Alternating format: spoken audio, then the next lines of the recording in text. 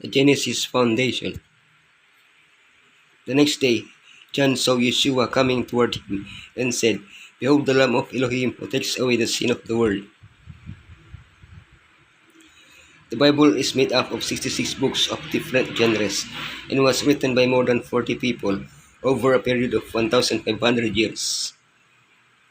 We might expect there to be divergences and contradictions among the various authors. However, what we observe when studying it is a unanimity. Moreover, there are parts of the Bible that cannot be understood without consulting other parts of it. We are going to study a principle of interpretation that will help us discover the meaning of a symbol or parallelism by traveling through the entire Bible. The principle of first mention. Genesis 22, Love and the Lamb, whom you love. Where is the lamb? Genesis 2:3, Death and the serpent. You will certainly die. The serpent was more crafty. The principle of first mention. Yeshua, Messiah, is the same yesterday and today and forever. Every learning course begins with a first lesson. It typically outlines the principles that will underpin the subject matter. In the Bible, we find this first lesson in Genesis. There, many keywords appear for the first time, helping us understand the plan of salvation throughout the rest of the Bible. Elohim does not change. His word does not change. Therefore, there are no contradictions in the Bible.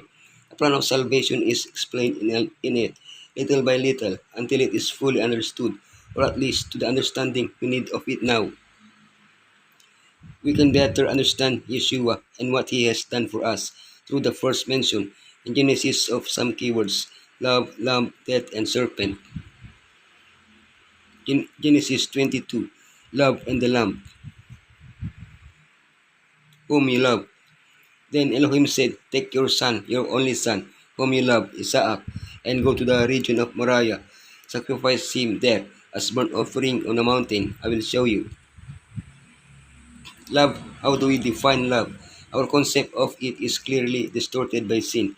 How then can we understand the love of Elohim, which is pure and holy? The first biblical mention of love refers to the relationship between a father and his son, Abraham and Isaac. At first glance, the context seems daunting. Abraham was supposed to sacrifice his beloved son.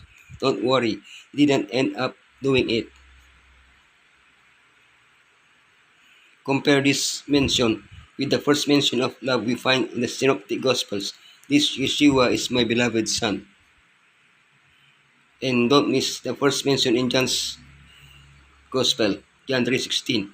Abraham's act of sacrificing his son illustrates how Elohim loved us to the point of sacrificing his own son so that we might live eternally. Where is the lamb? Isaac spoke up and said to his father, Abraham, "Father, yes, my son." Abraham replied, "The fire and wood are here." Isaac said, "But where is the lamb but for the burnt offering?" The first mention of the word lamb is not accidental. It is the basis for understanding the repeated mention of the lamb in Revelation. Note that the lamb Elohim provided was actually a ram. At Passover, a lamb was sacrificed, although it could be either a lamb or a young goat. That is, the word lamb came to mean the ultimate sacrifice. Gradually, the Bible expands the symbolic meaning of the lamb. He prevented the death of the firstborn. It was an offering that Elohim always had in mind. It had to die for my sins. John the Baptist identified the lamb.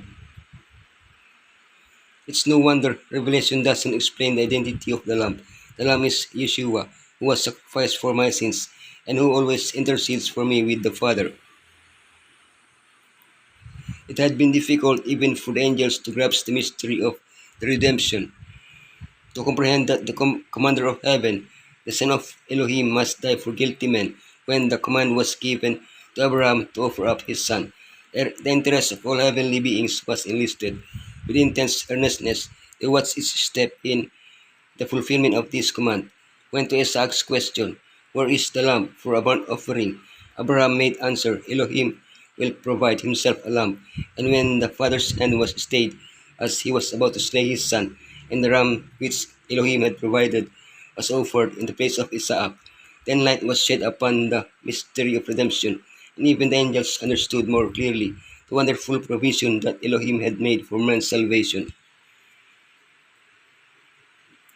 Genesis 2:3, Death and the serpent. You will certainly die, but you must not eat from the tree of the knowledge of good and evil, for when you eat from it, you will certainly die. Elohim was the first to mention death, but death could only exist as a consequence of sin. Death is often associated with old age, but the first recorded death was that of a young man, Abel. Though a righteous man, died at the hands of an unrighteous man. History was repeated centuries later when the righteous one died at the hands of unrighteous. Unlike Abel, Yeshua, who could have prevented his death, allowed himself to be killed.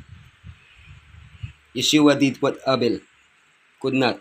He conquered death, and as Revelation 1:18 shows, he received the keys of death, with which he could open the tombs, hell or Hades.